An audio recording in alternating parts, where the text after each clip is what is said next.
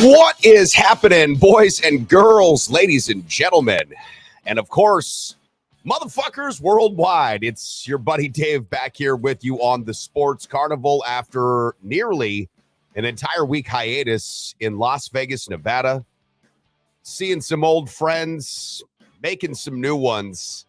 What an incredible trip it was. Hope you have been well in my absence. It's beautiful here in lovely La Crosse, Wisconsin, wherever it is that you happen to be tuning in from this morning, or however it is that you happen to be picking this bad boy up. Hope it's as nice where you are as it is where I am right now. I tell you what, we left Wisconsin last Thursday morning. 28 degrees was the temperature, it said. That didn't actually tell the story. It was at least 17 degrees with that wind chill. I was freezing my ass off. We get on the plane, land in Las Vegas. Not nearly as warm as you would have expected it either, but it was getting there.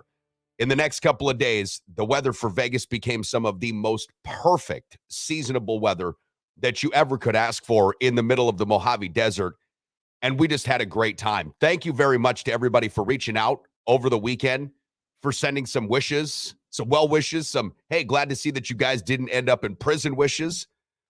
It was a great time. Matt Ellens, the owner of the Recovery Room, by the way, broadcasting live from that trauma center studio, had never been to Las Vegas, ever. Matt had never been to Las Vegas. And you would figure for a guy like Matt, going to Las Vegas would be one of those things that he would have done dozens of times. Because for those that know this guy, he's a rock star. He's a party animal, or at least he used to be. I think we wore Matt out a lot in Las Vegas, okay? By the end of the trip, we had at least 2 nights in which we slept, if we did, a couple of hours, due to the fact that the city literally never sleeps. And once you're inside a hotel or a casino and you're on a good baccarat or a roulette or a craps run, you don't know what time it is. You can't tell what time it is. So there were at least 2 nights in which we got very little, if any, sleep at all. We each got sunburned, at least to a degree. I got it really bad on the second day of the trip because I fell asleep in the chair at one of these ultra pools that we had at our particular hotel, the Sahara, which, by the way, has gone through an incredible renovation and is awesome. Now they're on the North Strip. So I fall asleep at this pool. And let me tell you what, guys and gals, I wake up and fucking Matt's looking at me and smiling. Huh? You've been asleep for 40 minutes. And I said, what?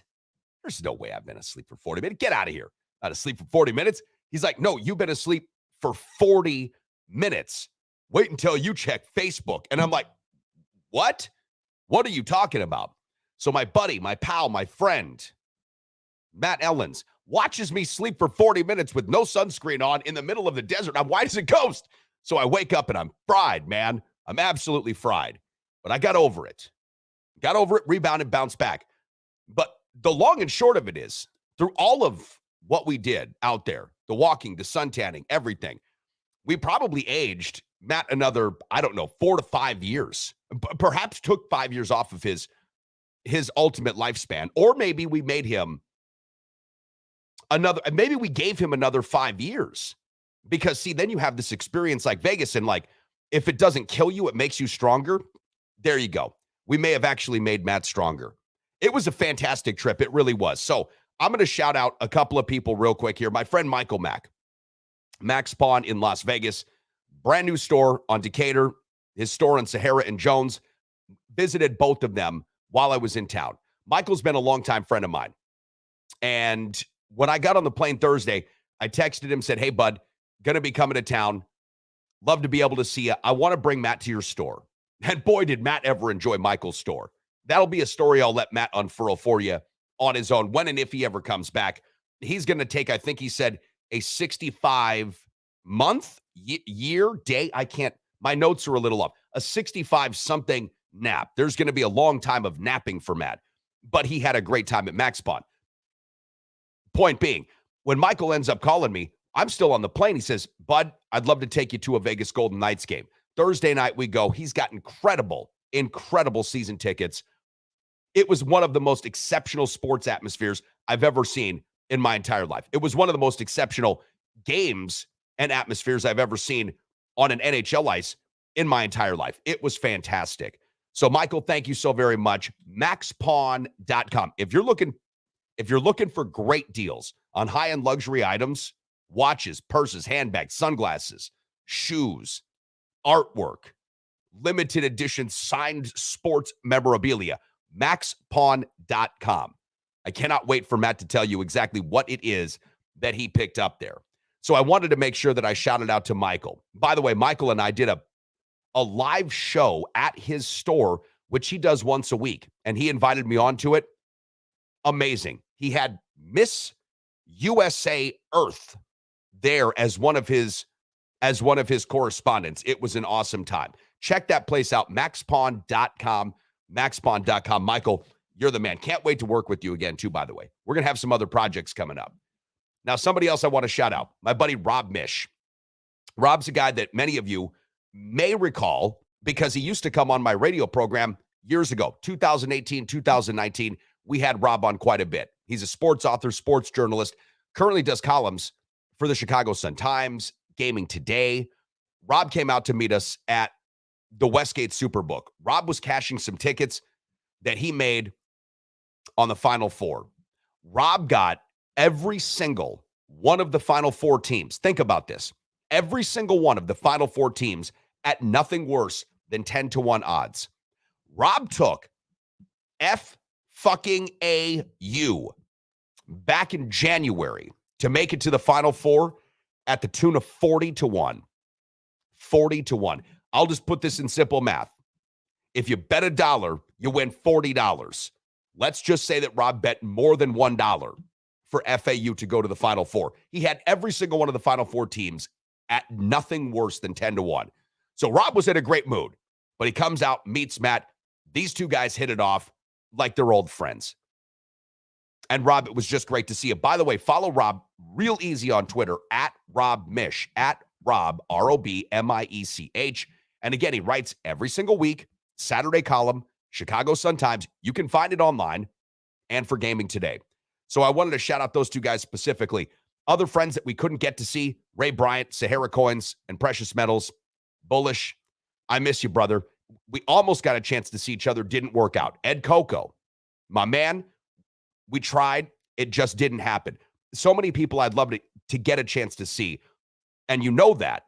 You know that. You know I want to get a chance to see you. We just didn't have as much time as we would have needed to make all of those things happen. Hell, we would have needed to stay out there for probably a year to really get Matt in an entirety sort of a way invested into what it is that Las Vegas is or could be. So again, for those that think there's nothing out there, go take a look for yourself. And maybe you take me as a tour guide, because I'm not just going to bring you up and down the strip. I'm going to take you places that, seriously, most people won't ever take you, which can be a good or a bad thing depending on your particular point of view. All right, so Las Vegas was great. Poll question this morning is up there on our Twitter feed at The Sports Carney, as well as our Facebook group page. Question is simply, do you like the NBA play-in tournament? I'm a fan. I'm a fan of March Madness. Basketball, I'm a fan of any sort of one-and-done playoff experience. The NFL playoffs, Major League Baseball wild card playoffs. I'm a fan of anything that's a one-and-done. I just love it. The excitement, the intensity, all of the drama that unfolds in a one-game type scenario. I think it's exciting. Now, the NBA play-in tournament, not necessarily a one-and-done for some teams. Last night, the Lakers came back against the T-Wolves. Lakers, they get the 7th seed. T-Wolves get another chance to make the postseason by playing the winner of the 9-10 game. But the excitement that you get from elimination, single or even double elimination games, to me, is exceptional and just what the sports need. So if you like it, if you don't, either way doesn't matter to me. Just curious. Take this morning's poll question up on our Twitter feed at The Sports Carney or on our Facebook group page. Now, joining the program early today, about 8:15. So coming up in 5-6 minutes from now, we'll be talking to NSU Wolves head coach, our uniquely qualified friend, Mike Schmidt. I've got to get Mike's take on the Brewers, who are crushing it right now at 8-3 on the season. Milwaukee picked up a win yesterday against the Cards. They'll be back against St. Louis today, 2:40 p.m. Corbin Burns had a couple of shaky starts, right? Some of you thought maybe Corbin Burns, the Brewers, not getting along. The arbitration didn't go the way that Corbin Burns would have wanted. The Brewers essentially denied Corbin Burns, what, $700,000, said, and this is Corbin Burns' words, that he was partially responsible, or at least a major part of the responsibility. Why? The Milwaukee Brewers didn't make the postseason. That didn't sit great with Burns, and you can imagine why. Plus the $700,000. He wanted his money. So a lot of you thought, especially on opening day and maybe even the game after, where Burnsy looked a little shaky, man, that arbitration, that salary's getting to him. Well, yesterday that didn't seem to be the issue at all. And Burns was masterful once again. I just think it was early season rust that still needs to come off. Spring training's long, and that's a good thing in many cases, but you're still in the first couple of games of the season. So I largely gave it a pass. But what we saw yesterday, I think, should confirm to you, if you're a Brewer fan anyways, Corbin Burns is going to play his best baseball, and it's in his interest to do so. What the Brewers do with them, or if they sign him, if they trade him, I know a lot of you think they'll trade him, and maybe they will. But whatever they do, it's in his best interest to play his best baseball. That's just the way it is. So I don't worry about Burns. The bats for the Milwaukee Brewers, though, this is what I didn't see coming. I did not see the Brewers' offensive explosion coming. And it's not from Christian Yelich, who did hit his first home run a couple of days ago, but it's from all these other guys, the Willie Adameses, the Rowdy Telezes. I mean, these young Brewers are starting to play some really inspired baseball.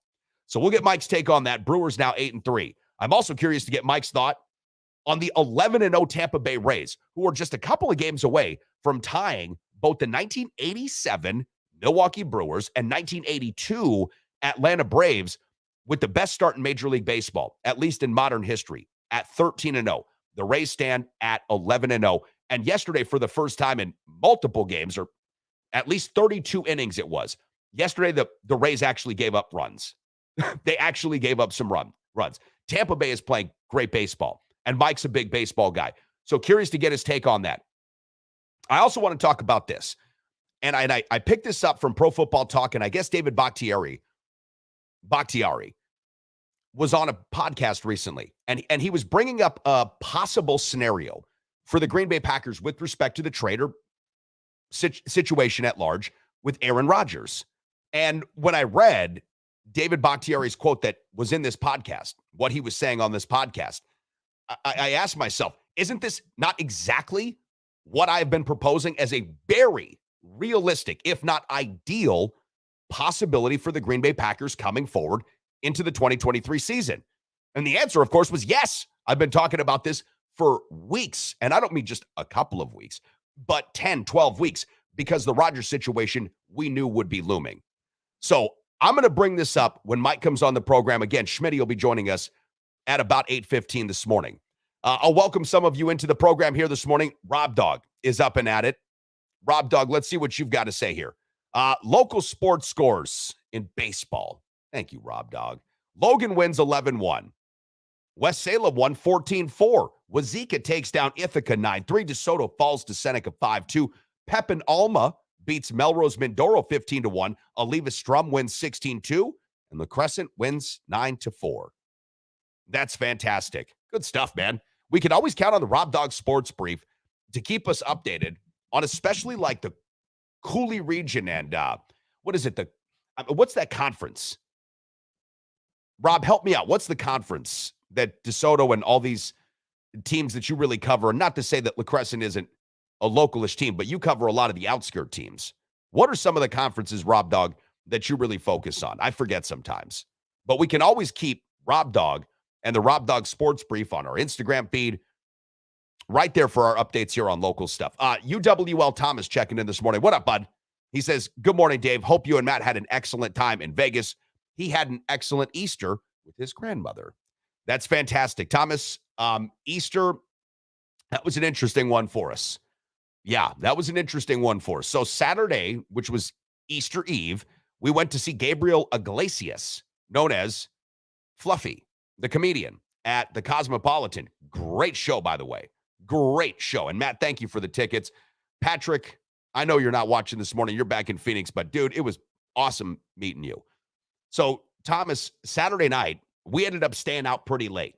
We were just letting boys be boys on Saturday night. So Sunday, which was the continuation of Saturday night, at about 1:30 or 2 o'clock, we decided, hey, it's Easter. And he may have risen but we need to fall. We need to go to sleep.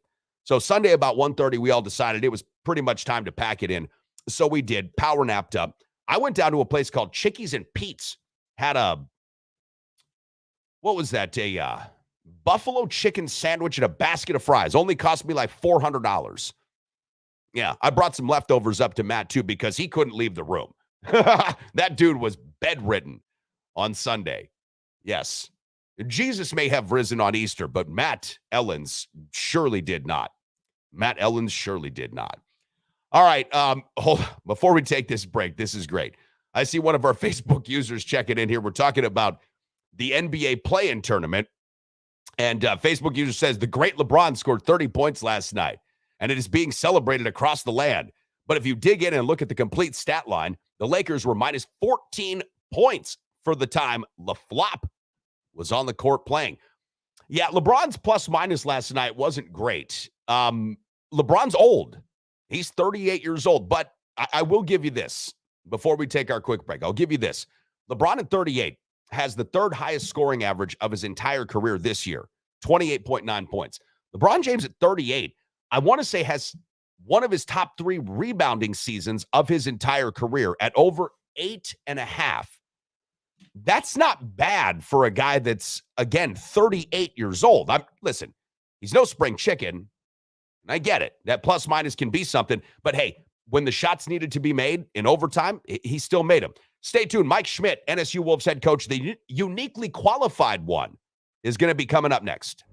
What can I say? The Recovery Room on 7th and Mississippi Street is not only my favorite bar in all of downtown La Crosse, Wisconsin, it's my favorite restaurant in all of downtown La Crosse, Wisconsin. Breakfast served 8 to noon, Saturday and Sundays, daily specials, incredible cocktails, and the best damn wait staff in the entire city. My buddy Matt knows how to treat you right, and that's why when you go to the Recovery Room on 7th and Mississippi, you're always going to have a great time and a great meal with a great cocktail. So if you haven't been in a while, or perhaps you're just regular and you want to stop in again, make it a thing. I'm there every single week. How about you? All right, back here on the Sports Carnival, broadcasting live from the Trauma Center studio. Hope you're off to a great start here. Mike Schmidt, Northern State Wolves head coach, our uniquely qualified friend, joining us back from the office. Mike, it seems that you have dug out from what was once in a 100-year blizzard there in South Dakota, which for you guys is once a season, I would say, blizzard, right? For the rest of the country, it's a once 100-year occurrence. You guys get this almost like, it's just like part of the regular seasonal occurrences. I have my back to my desk here, but if we look out at the field here, and hopefully the light will kind of adjust here, but it's not adjusting because that's all snow. Yeah, I see that. That's still out there. So y'all are having 80 degrees here and all of that in Wisconsin and in La Crosse, and we are still stuck in. It's spring. Spring has sprung finally out here, but yesterday it was 94 degrees in Pierre, South Dakota, which is only about 2 to 2.5 hours south of here. Okay. Mobridge, which is 100 miles west of here, they were in like 88, but we still have so much snow that we couldn't get up past the 60s. So I think we were right around 60 degrees. So the weather out here is frightful. But man, the company is so delightful, Dave. So we're cooking. We had spring practice yesterday. The guys were almost too hot in some of it. So we're ready to roll. It just feels like spring actually for the first time. So where'd you spring practice at? If there's snow on the field, where'd you spring practice at? So we have a practice field. So we have our game field in our stadium here, but we have our own turf practice field, like kind of a field and a half of practice field that's off just on the other side of the building. So we have our own practice facility that we've had cleared off, and so we've been able to get out there. That melted. They plowed it a couple times, and then the rest of it melted. So we've got our own practice facility here. Like we've got this amazing stadium and all this, and then we've also have our own practice facility that's off to the other side. Hey, it's just take a little dirt off the shoulders, Mike. It's all good, baby. It's all good. This is how NSU is rolling right now. And you guys, listen, and I know that we'll talk some baseball. We got a lot of time with you today. But with your team especially, the stakes are high this year, I know, because coming off the first year, COVID year, right? So you're shut down. Can't do anything. You just got to coach up a bunch of guys virtually. The second year you come out, make a lot of noise in your conference, win some games that you hadn't won in many years. Last year, same thing. Win games in conference that haven't been won by NSU 45 years, right? But this year it's about the conference championship. I would assume then, Mike, it's about the postseason, and then it's going to be about winning the national championship. Who stepped up so far in practice? Who's either killing it in the study room? Who's killing it on the field? Who looks like on this team right now could be one of those guys that can help take you to that level? Yeah, I mean, it is. I think that's always been my mindset everywhere I've been at, is like, let's raise this to a national level and try to compete at the national level. And I heard Mike Gundy say this one time, a long time ago at Oklahoma State. He said, are we going to ever really compete for a national championship at Oklahoma State every single year? No, but I hope when I'm done at Oklahoma State, when you say the Blue Bloods, when you talk about the top 10 to 15 programs year in and year out, I want Oklahoma State to be there. And that's just been such a good mantra for me, until I get to, or unless I was at a place that's like a Michigan or Ohio State, where you already are a blue chip kind of place, that you really want to get your program and your team into that conversation. I think that's your goal. And I think that was probably what I was the most proud of at UWL, was when we left there.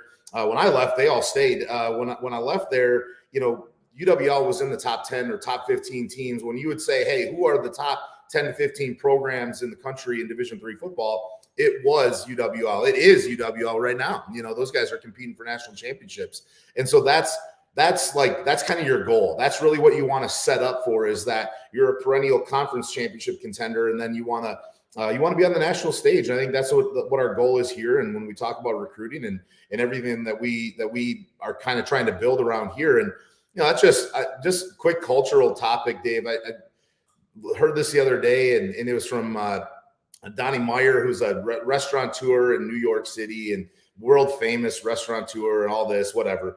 But he talked about your culture is all the positive actions that you celebrate and that you're trying to implement, minus all of the negative actions and beliefs and thoughts that you tolerate and that you accept. And I'm like, man, that's just so good. Like, if you're tolerating stuff that's just not up to that level, then you're never going to be there. That's the more that you tolerate, the more that you accept a losing culture or losing actions, then the more you're going to lose. And so I think that's really trying to eliminate those. I think we've had a lot of really positive things, and you're trying to eliminate things that just don't help you win a national championship. And I really think our team's done a good job getting to that point. And when you look at what we are offensively, boy, we lost two. Last year we lost. We couldn't play last year. We had a guy that set all the single season records in Northern State history: receptions, yards, touchdowns. We lost him, and then we lost a guy who got hurt in a week before our first game for the season. In practice, just fell on his collarbone, broke his collarbone. We lost him. He's the leader in receptions, receiving yards, touchdowns in career at Northern State. So we get those two guys back right now, and changes your offense when you're adding two guys like that. Hopefully we can talk about Odell, and we can talk about what adding wide receivers does to your team, but that's changed everything. So I think everybody looks pretty good when you have two wide receivers that you can throw the ball down the field to. So having DeWaylen Ingram back and having Dakota Larson back, those are guys that for us that are going to break even more records this year. And when you put guys like that back onto the field for your team, I think everybody looks a lot better, including the coaches, when those guys start playing. Yeah, that's probably one of those understatements of the century, right? When you got real talent like that, and then you get to coach that talent, and you say, boy, this is a lot easier when you've got really good players. And Dave, I've looked in the mirror a lot and just talked to myself about how good of a coach I am, the last couple of days. Just, wow, you are an amazing coach, Mike Schmidt. You're doing an unbelievable job. Turn the tape on, and we're, throwing just bombs down the field to a couple of guys. So it makes you a lot better coach when you have those guys. Yeah, that's, again, a big understatement. But at the same time, with that, great talent, Mike, comes great responsibility. And this is why I don't care what anybody says. Phil Jackson, to me, is the greatest coach in professional sports history. The guy won in two places, both places that he went. And listen, you have to manage big egos. Yes, you have better players, but getting the better players to all buy in, and like you say, get rid of the things, Mike, that don't contribute to a championship atmosphere, concentrate on the ones that do. That takes a certain deft approach, and I think that you've definitely got that. Plus, you're just a fun hang. So I can imagine that the guys like getting into the locker room and pumping it up. I know that I would. I want to start with this, though, because we've got a couple of places that we're going to go. Definitely Odell Beckham. But as a big Brewer fan and as a guy who has been a baseball person for probably as long, if not longer, than you've been a football person, I want to get your take on both the Milwaukee Brewers 8-3 and the Tampa Bay Rays approaching history now at 11-0. We'll start with the Crew. They pick up another win yesterday against the Cards. They're back on the field today, 2:40 p.m., by the way. You want to watch it, go downstairs to the Recov. We've got the Valley Sports Network. Many of you don't, but we'll have the game on for you. This Milwaukee team, Mike, is playing with a lot of invigoration from players that I didn't see really making that much of an impact. And perhaps I was sleeping on this entire Brewer team because the spring training slate of games, it's so impossible for me to really see or extrapolate a lot out. Okay. And I don't focus on spring training baseball. Brewers weren't playing winning baseball in spring training. Not that it matters, but these guys come out of the gates. And after that opening day loss to the Cubs, they have found their bats, Mike. And I didn't think they were going to be able to find those bats. Burns, talked about him. Couple of so-so starts. He looks like he's on fire again. What are your thoughts about this Brewers team in general right now at 8-3 again to start the season? Yeah, how much fun are they to watch? I think, first of all, when you watch them, I mean, they're just a lot of fun. And they have been, and really, like, Willy Adames is a guy that really makes that locker room a lot of fun, and Rowdy Tellez makes it a lot of fun to watch those guys. That makes it a lot of fun to just watch those players, I think, be a part of that. But in terms of like on the field production, I really think, and I hit on this last week, this is what they needed to have happen to have success. And I really still think they needed to have this to be over a 500 kind of team, just because this is going to catch up to them. It does with every young player. There's not a whole lot of great scouting reports out there. Everybody's going to adjust and make some of these adjustments to some of the new rules and things like that. So eventually this is going to catch up to them, but like, let's not spoil this. This still means I still think they're going to be in playoff contention at the end. Like I don't know if they're going to make it, but I think they're going to be in contention all the way through. But this is the start they absolutely needed, because they have a lot of guys in the lineup right now who played a lot in spring training. They have a lot of guys who played meaningful baseball because they were trying to make opening day roster. They were trying to be just make the team kind of stuff. So you have guys, these young guys are playing at their highest level right now. And so this is best case scenario that is happening for these guys. Can they sustain it? I hope for a while. I hope like the fun and the energy can keep going for these guys. It will catch up to them. The scouting will catch up to them. Some of these things are going to catch up to them, I think, down the road. But I don't. Are they a 95 win team or something like that? I still don't think that that's going to be the case. But I do think that this is going to keep them in contention when they level off and play 500 baseball. The more they can get kind of above that to that point. At what point is that? Is that the last 100 games that they play at 500? Is that the last 75 games they play at 500? Where can they get to before they kind of everything catches up to them? But right now it's just a lot of fun. I think they're going to continue to be a lot of fun. I just think it's going to be interesting to watch these young guys a lot, which there's a lot of young players playing right now and are a big part of the success. What's going to happen when the scouting reports catch up to guys? What's going to happen when the season catches up to them? And at what point does that kick in? If that kicks in at game 1, game 40 or game 45, somewhere in there, and you've got to play the last 120 at 500, that's going to be really tough for this crew. Can you stay well above 500, 100 games into this thing? Then you got a shot and got a chance to be there. Do they look like a 95 win ball club yet? Not yet, but they're sure a lot of fun to watch right now. Well, for reference perspective, I looked back at the 87 Brewers. So the 87 Brewers and 82 Braves have the best start in Major League history during modern era. So 1900 present. They both went 13-0 before finally losing. The 87 Brewers, and I didn't look at the 82 Braves, but I know they didn't win the World Series, so it really is a moot point again. But the 87 Brewers finished with a respectable, very good record, but 91-71, Mike. So they were still third in the AL East. Third in the AL East, because that was the time in which they're playing the Yankees and the Red Sox and all these other teams. Okay, to your point, 95 wins for this team, way past what I think should be considered reasonable expectations. But I will give you this. If we look at what our predictions were for the season in total, the win total, 84, 85 wins, Milwaukee could go 500 for the rest of the season from this point on, and we would actually be right. So from that perspective, I don't think that we're far off. Even if this team goes 500. But I will say St. Louis, woefully disappointing in division so far this year. I largely suspect that will change at some point from 4-7 now to what they will be. The Reds are 4-6. They were predicted to win 60-some baseball games. I still think they'll be better than they said. And I do think that you should still look at the Reds win total, guys, if you can get it on a future, and go over what they project that win total to be. The Cubs, 6-4. The Pirates won't be this good, but they're playing with a lot of vim and vigor right now. They're 7-4. I think Milwaukee can win this division, Mike, because I don't know how good the division is. The Cubs may always be in play for a guy like Ohtani, who, listen, quick sidebar, last night, I'm sorry that people can't watch this guy play baseball. I mean, like, I am sorry. And if he played for the Cubs, for Christ's sakes, he would be a national treasure within a day and a half.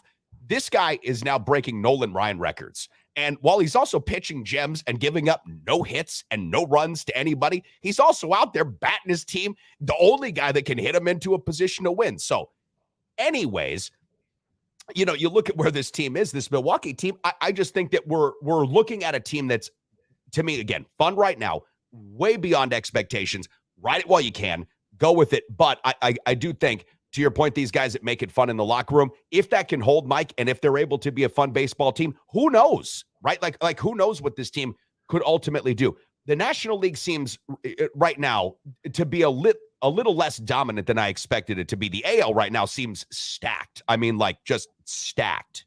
Yeah, the American League East feels stacked. Oh my gosh. In and of itself right now, like just what they have. I mean, I feel the same way about the NL. Like the NL East feels like that's still going to be part of this, is going to be part of this equation. I mean, the Mets are so veteran and so good that they're going to be a factor down the stretch and going to be really good.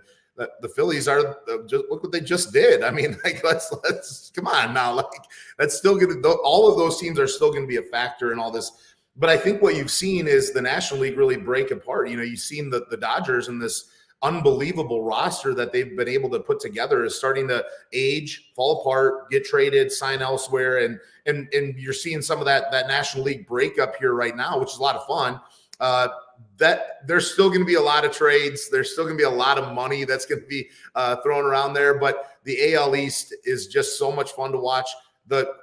In our market and part of your market there is the Minnesota Twins are really good and a lot of fun that they're going to be a factor in this thing as well. So American League feels really good. I don't know if the Brewers can beat the Cardinals when it really comes down to it. I know they're off to much better starts. I still think the Cardinals are going to be the team that, as we've seen, that just play really well down the stretch. They got a lot more veteran guys and better players there. So I think the Cardinals are still going to be the team to beat in the NL Central here. But, you know, can the Brewers sneak into that wild card thing? Can they be a factor in the division? Yeah, they're going to be a factor. Can they get those last 4 to 5 games that they're going to need to really win that thing? Can they go from 84, 85 wins to 89, 90 to be a wild card team? That's probably going to be in the range for the division at 89, 90, 91 is probably going to be in play for the division. So I still think it's the Cardinals here, but there's a lot. Because of the factor of veteran players is just going to weigh heavy down the stretch. These young guys, things will catch up to them. The season will catch up to them at some point. But I think as Brewers fans, they've already surpassed our expectations just in terms of what they're doing right now. And they're a fun team to watch. So let's have fun with it. There's going to be some times in August and early September where they are going to have 2 hits and 18 strikeouts at some point here. But let's enjoy this while we can and before the scouting reports catch up to these guys. Well, I'm just, listen, for a number of different reasons that I weren't sure we're going to come together in concert. I'm actually enjoying this early major league season much more than I have for many seasons recently, not just the Brewers' success, but the speed of the game, the pace of the game. Mike, by the way, Major League Baseball stadiums now, because the pace of the game has quickened so much, they are increasing beer sales until the 8th inning, which is something that drunken baseball fans have thought long overdue. Real quick transition to the Rays. So Tampa Bay's a team that I always like to bring up because Tampa Bay wins on a shoestring budget. Nobody goes to their games. So for all the bitching and the moaning and the woe is me moments that I'm sorry, that stuff bothers me, Wisconsin fans, because it's like that loser mentality that you just can't seem to shake. And if you can't shake that, it will never be shaken. I mean, tell yourself something and guaranteed it will happen. So if you say you can't win this way, you can't win this way, you won't. The Tampa Bay Rays say, whatever. They go out there and scout really good baseball players, get them for the years in which they can, and then trade them for the most possible return when that time is right. The Tampa Bay Rays right now are killing everybody, not just beating them, killing them. And I'm looking at their stats, and Mike, there are 1, 2, 3, 4, 5, 6 guys that are regular rotation players for them who are batting over 300. 6 of them, including Water Franco, their shortstop. Randy Arozarena is on fire. 326. He's got 11 RBI right now. He's already got a couple of jacks, but Water Franco's hit 4 bombs. Brandon Lowe's hit 4 bombs. Yandy Diaz has hit a few. These guys are wailing. And their pitching staff, I mean, come on. Their pitching staff is, becoming kind of lights out. Shane McClellan, Jeff Springs, Drew Rose, Rasmus, and Zach Effen. These aren't household names for sure. But Tampa Bay plays with such a great cohesiveness. They're well managed. Kevin Cash is a great manager for that team. And I just like to bring this up because, we look at teams in small markets, and I say, don't do that and say they can't win. Kansas City did. Tampa Bay was a pitch away from winning. You can win. Draft smart. Be a really well-oiled machine in your farm system. And this is the kind of result that you can have. You can. It's not impossible. And I'm not saying Tampa Bay will win the series, but Christ, guys, they've knocked on the door. And the Marlins have won 2 series. The Rays or the Royals have been to 2 series recently. It's not out of the question for smaller market teams that don't pay to actually be competitive. It isn't. No, not at all. What about the Green Bay Packers? I mean, that there's no smaller market. We'll be getting to that too. Than the Green Bay Packers. They don't attract many high-profile free agency signees. They draft and develop. They out-evaluate. They out-scout. They out-maneuver people. That's just the way they've been able to do it. Like, I know that we're like, come on, let's make this push we got to win everything. I'm like, well, wait a minute now. Like, we are not going to go and we're not in a market that we want to be like the Florida Marlins to win too. But in doing so, you've dismantled the entire organization for another 10 years. And then that 10th year rolls around, they win it all. And then the entire thing is dismantled for 10 years because they go and buy a team that comes and wins. And look at the Rams. Do we really want to be like the Rams are right now, where they win all in, they won a Super Bowl? And then they're terrible. Like that's part of this process at these smaller markets is you can't really, that's not really a thing to do is to do some of that. So, for me, I of course you can. I live it every day. If you're constantly trying to out-evaluate, out-maneuver, and out-coach people all the time. When you are not at one of those places, when you're not the Yankees, when you're not the Astros, when you're not the Cubs, when you're not these organizations that can attract and draw these high-profile players, you're not the Dodgers. You have to find a way to outmaneuver, out-scout, out-evaluate people. And some people, that's just one thing where you either get it and you can do it or you can't. Like, there's no way to have that. And that's why, I just disagree with some of this talk about the Packers not having an owner to come in and step in and do some of this stuff. Is you let people who are really good at what they do just make those decisions. Like, do we really want Jerry Jones to come in and be like, we got to get this guy? Why? And this might be a good transition to Odell. Why do we want to get this guy? What does that do for our organization to help us out? That to me is one of those things that when you look at some of these organizations, they just do things better because the owners, everybody gets out of the way and lets the decision makers do what they do best, because there's very few who can do it as well as they can. So I will say, on the Ravens signing Odell Beckham, they don't do anything in Baltimore. They don't do things in Baltimore a lot differently than they do them in Green Bay. Okay, they really don't. And I finally got a chance to see that Bullies of Baltimore 30 for 30. That was a lot of fun. That was a lot of fun. Point being, Ozzie Newsome's not their GM anymore, but he still kind of has his fingerprints on that. I don't believe the Ravens would have signed Odell Beckham Jr. to a $15 million guaranteed contract if they didn't expressly and implicitly know that Lamar Jackson's going to be playing quarterback for them. unless there's still a potential trade in play for Lamar Jackson that we don't know about, in which another quarterback's coming in there to sling it to him. I can't see Baltimore throwing $15 million at Odell Beckham to have Tyler Huntley not hit him on out routes. Like, I can't personally see that, Mike. If that does happen, then Baltimore will become the foil, much like teams that Jerry Jones has mismanaged and others have mismanaged. So on its surface, do you think the same thing, that largely the Odell Beckham signing means that Lamar Jackson is the quarterback for that team? How does that land with you? I don't really quite understand what's happening there, to be honest with you. I still think there's something behind the scenes that is still in play, because this is very un-Ravens-esque to do something like this. It's a terrible contract, number one. I mean, that he's guaranteed $15 million on a short deal that you can't spread out over time, that takes a huge cap hit, and up to $18 million. So what a terrible deal. I mean, Odell Beckham, the last 3 years, he had the 1,000-yard receiving year in 2019 with Baker Mayfield and the Browns.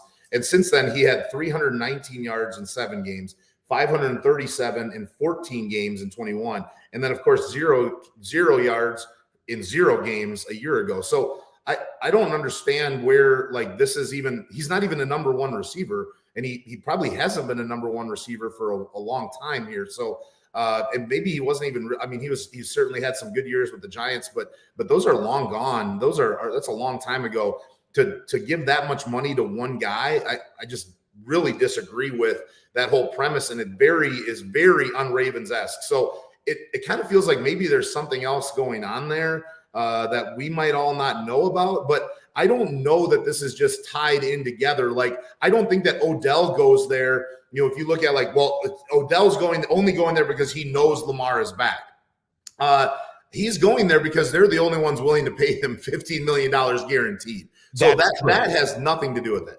Okay, so that is true. Like, listen, Odell Beckham needs the money. And it's not about extending his career or having this whatever. He doesn't want one more big contract. He just needs a contract in general. So on his side of it, it just says he got the most money there.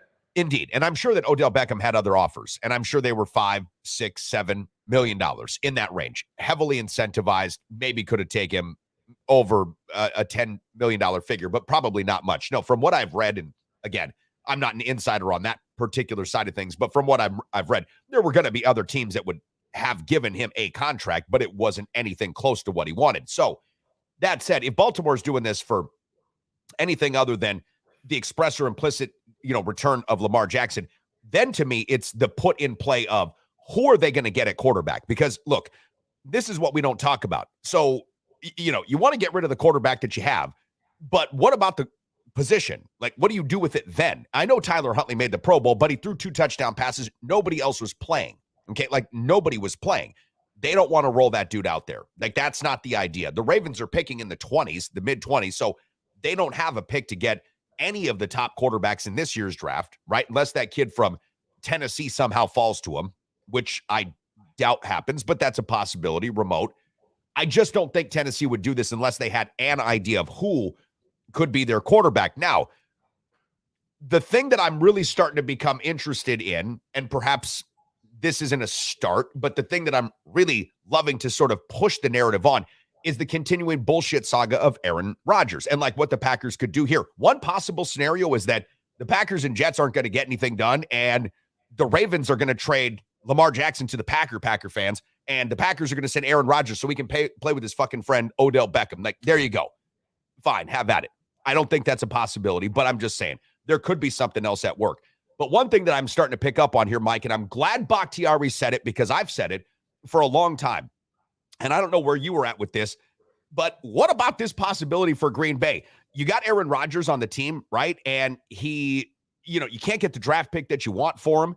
And the Packers just say, fuck it. And they don't play him because they're giving the keys to Jordan Love. And Bakhtiari was talking about that yesterday. They don't play him, but they just keep him and pay him. So on this podcast, he was appearing on 2-3 days ago. Bakhtiari says, and he was giving a summation of where the Packers are at. He's like, so what's the scenario going to be? We're going to suck, right? Like, we're not going to be a Super Bowl contender without Aaron Rodgers, no matter what. Like, Jordan Love's a good young player. We're not going to be a Super Bowl contender. So he goes on to say, the team says, we want what we want. We're not going to bend to anyone, so we'll just eat it. We'll pay you. We don't care. We're going to do it our way. It's going to be on our terms. So we'll eat it. You can hang out on the sideline. We'll pay you your money, and we'll suck anyways. We'll get the picks, and compared to dealing him for something that you shouldn't have. Again, not a likely scenario, but something, Mike, that I've always brought up as this third possible scenario. The Packers don't have to do anything for Rodgers. Like, they don't have to. If they can and they get something for him, great. But even if they lose him in free agency, they get compensatory draft picks for him.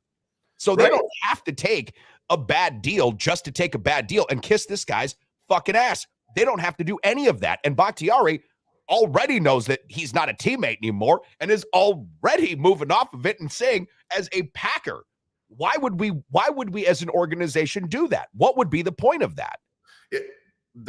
Exactly. That's exactly it right there. And that's why in this whole thing, the Jets have zero leverage in this, in my opinion. Like, I've thought that the whole time, and I've said that with you. We've talked about this.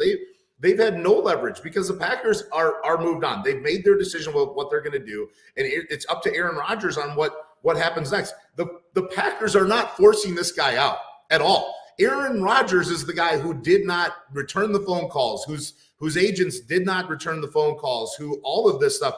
This is not the Green Bay Packers like shoving this guy out the door like to do that. And one thing that caught me on that was like, well, whatever, we're gonna suck or whatever. I'm like, what the hell is that? Like, what, you're in the NFL. Like, the NFL, the margin for wins, losses is so small, so whatever, like whatever. But I just don't get the part here where the Packers have to do anything. They don't have to move or do anything at all right now. The Packers can sit there. They can get their draft picks. He can retire if he wants to. They can whatever on all of this to figure this out. I'm sure it would get drugged through a legal process of something here of figuring it all out. But the Packers don't have to do anything, and the Jets have to make this move. The Jets have to make this move. They quite literally don't have any other player to do this. They just signed Tim Boyle for crying out loud. Like, some of these things, like, what are we even talking about here? The Jets have to make this deal. They're so stupid. Every move they make lines it up that they can only sign this guy, which gives the Packers even more leverage than what they already have. They've made all these moves. Aaron Rodgers is working out with Allen Lazard. They have to sign him, and the Packers have to do nothing, and they can take whatever is going to come back in return. Remember, Aaron Rodgers is the one who didn't return the phone calls. Aaron Rodgers is the one who does not want to play for the Green Bay Packers anymore. The Packers are not pushing this guy out the door, and now they have to, at some point, you have to do, just like a relationship, you have to do what's best for you. Just like any sort of organization, you have to do what's best for the organization at some point. They don't have to do anything that's best for Aaron Rodgers. The Jets have to get Aaron Rodgers. If they don't, they're screwed. I don't think that the Lamar situation is tied in, or Odell Beckham situation is tied in at all here. I think he's only going to the Jets, and if not, he can either sit on the sidelines and do nothing for the Packers, or he can retire and walk off into the sunset. Yeah, I largely agree with all of that. And as the Packers organization, mouthpiece for the moment, you want to get something for him as opposed to nothing. I mean, that's always the want and the desire. But at the end of the day, if the return that you get is, if the juice isn't worth the squeeze in that particular respect, and you're giving him up, and say the Jets have an 11-6 season and make a run in the playoffs, and he actually wins a couple of playoff games, which I'm dubious on anyways, then you look at yourself in the mirror and you're like, this was the worst thing that we could have ever done, right? Like, this was almost like trading a Russian arms dealer for Brittany Griner. Like, that's a bad trade. You just don't make. If you don't have to, okay? Like, if you don't have to, you don't make it. Now, Mark Murphy, I can tell his frustration is starting to mount a little bit as well, because Mark Murphy, and we don't have the audio video rights here to show it to you, but the clip of Mark being asked a question about Rodgers and him just saying, like, look, I'm not going to talk about it. Brian Gutekunst and, Joe Douglas are trying to work something out. He honestly couldn't be, how could we say this? He couldn't be more clear with his previous statements about exactly what he wants to happen. And if what we have heard is true from years past about Rodgers with the hiring of LaFleur being asked to not be a problem, organizationally, they have felt for some time that this guy's he's not necessarily operating with the team's best intentions at all times, right? If your president/owner has to call you and say, don't be the problem, well, then we've had an issue. And I would say this, as far as it comes to Aaron Rodgers, and maybe Jeff Schneider or Rodgers defenders want to say otherwise, I think the Packers have already done way too much for this guy. If you look at the investment they made into him for a 7 and what were the Packers 8-9 last year? Was that worth it? Like, was that worth it for the loss to a San Francisco team with a guy that was playing, punter / quarterback? Was that worth it? Right? Like, I mean, really, how much was it worth to keep this guy so happy because he gives you the best shot to win a Super Bowl? And that's one thing I think Packer fans, when this is all said and done, can look back on, I hope, objectively and say, there was a time to trade Rodgers, not in 2023. It was 2018. It was like, that was the time then. And you knew it then. And you imagine the haul that the Packers would have got then and how good this team would be now and for like the next 10 years. It's kind of crazy, but emotions run high. I don't think Brian Gutekunst could have done anything if he wanted to. Like, even if he wanted to, he wouldn't have been empowered to that degree. So, listen, this is the one, I guess, hang up when you talk about small market, no owner team. I don't want Jerry Jones making decisions, but this kind of prolonged long kiss goodbye is one of the things that I think possibly hampers Green Bay, if at all. But who knows? Jordan Love might be just fine, guys. And in today's NFL, look at these fucking bums that are turning out to be like statistical monsters. Okay, Kirk Cousins was drafted in the 4th round. If Jordan Love turns out to be Kirk Cousins, I mean, with hopefully some better big games, I'd take that. Dave, they're talking about national pundits are talking about Kenny Pickett arriving on the scene to challenge the young group of quarterbacks in the NFL. Kenny Pickett. So, like, Jordan Love can't be as good as Kenny Pickett. I have a hard time believing that because of the track record of the Packers and their evaluation of players, that they're going to have a good player in Jordan Love. We don't know if he's going to be a great player, a Hall of Fame player, but you got to trust that he's going to be a good player.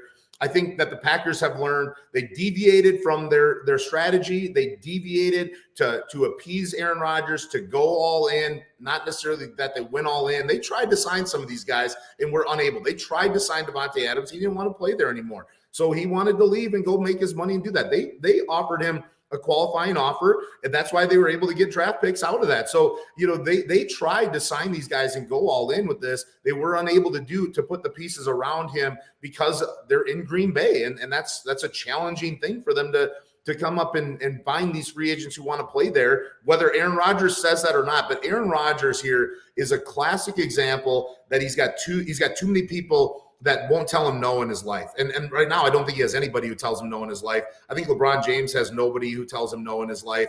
I think Lamar Jackson has way too many people that won't tell him no in his life. And it's costing him hundreds of millions of dollars. When you look at what Josh Allen has made already up to this point and what Lamar has made up to this point, it's a fraction of what that number is. And that's sad because you have these situations where people just don't tell them no. And they've surrounded themselves with people who are only fitting this narrative. Aaron Rodgers thinks that everybody's going to come play with him in Green Bay. Right. That's just not true. That's just not factually true. And now they deviated from their strategy.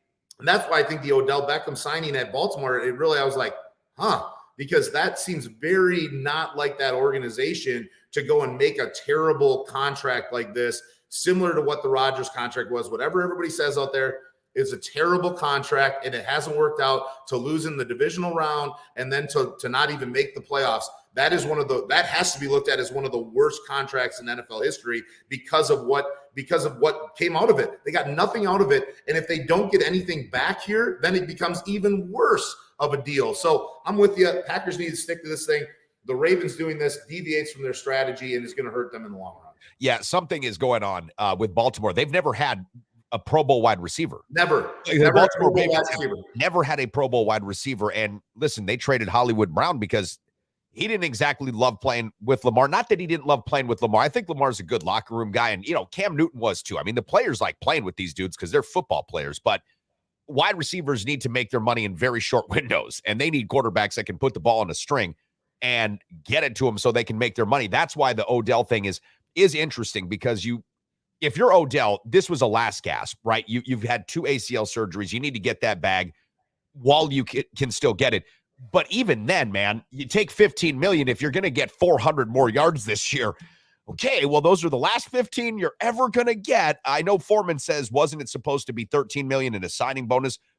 I don't know the contract details. It's still way too much money for him. I mean, it's way too much. And we're going to have to assume that the Baltimore Ravens have a plan at quarterback. They feel like too smart of an organization, but this does really feel like it was a big miss of a move. Mike, before I let you go, quickly answer the question, up or down, yes or no. Are you a fan of the NBA play-in tournament? We're not getting a lot of burn, so I can see that this isn't a huge topic of conversation, but I've been off for a few days, so I went lazy poll question. NBA play-in tournament, do you like it or do you not like it? I love it because it gives me a week to get settled for the playoffs and get ready that they're here. There's a lot of times you're like, oh, the regular season's done. Like, oh, who's even playing? You're like trying to figure this all out. The play-in gives you a chance to kind of take a breath, understand who's going to be playing in this thing, and it gets me to watch this last part, and it gets more teams in. In the West, how awesome is this that it worked out? You had all these teams that are all at the same records, really 6 through 10.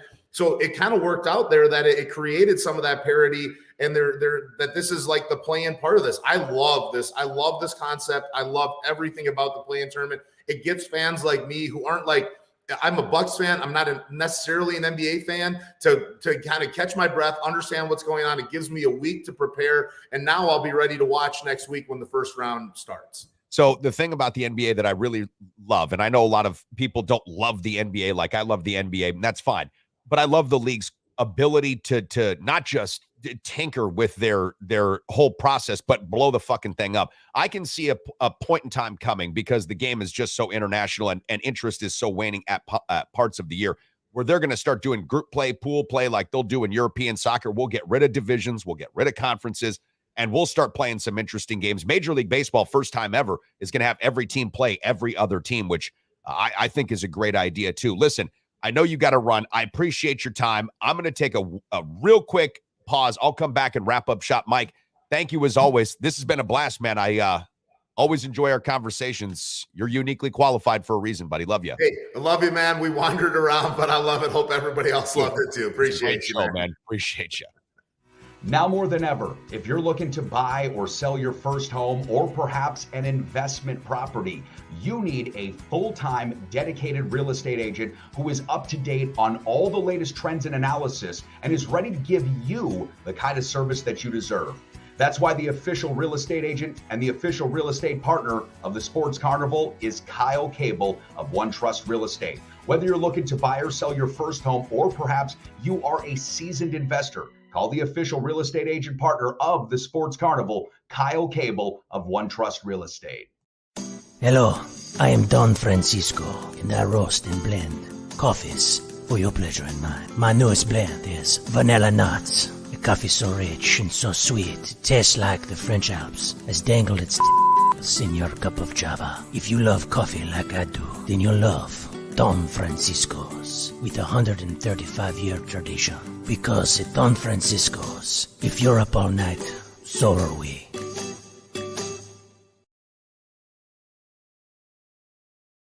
So it was a little bit of that Don Francisco's out there in Las Vegas, kept us going for nice couple of days or so. Don Francisco's, not a terribly expensive coffee, found at most of your local grocers, and always one of Chad and I's favorite things to make fun of. Hey, P1 Breacher, it's always fun to have you popping in and telling me I could be something in life, which I've never really amounted to much, but I appreciate you saying I could be something. Lamar Jackson's agent, it wouldn't be too hard for me to get involved in the NFLPA program as a certified agent. Really, I found out this is what it takes. It's a course that you have to take, which is like, I don't know, maybe a 10-hour course, and it's a $2,500, entry fee, association fee. That's it. Lamar Jackson could get a qualified agent with the NFLPA taking a couple-hour course and paying $2,500. I would take that gig any day of the week. Jason, thank you for welcoming me back, and I'm glad the bail situation wasn't needed either. I'm really glad. We didn't drive, so that was an easy way to stay out of trouble. We're professionals. We've done this a time or two. It's not just every day. You get some folks from La Crosse who seriously know how to drink, go take on the town of Las Vegas with a former local who knows the ropes. That made all of that seemingly possible. All right, thank you guys and gals so much for everything today. Poll question, 6131, are you a fan of the play-in tournament? On our Facebook group page, yes is the answer. Our Twitter feed, at the Sports Carney, 57 to 43. Yes, people like the NBA play-in tournament. I'm glad about that. That's something that I like to see because I'm a fan of the play-in tournament too. Thanks so much to Mike Schmidt. Quick note, show not going to be on tomorrow. We're going to take Thursday off. We'll come back on Friday because, like I mentioned, Matt needs some rest, and he might need 65. What is this, days, months, weeks, years? I'm not sure. But Matt needs some rest. We'll be back bright and early Friday morning. Talk to you guys then.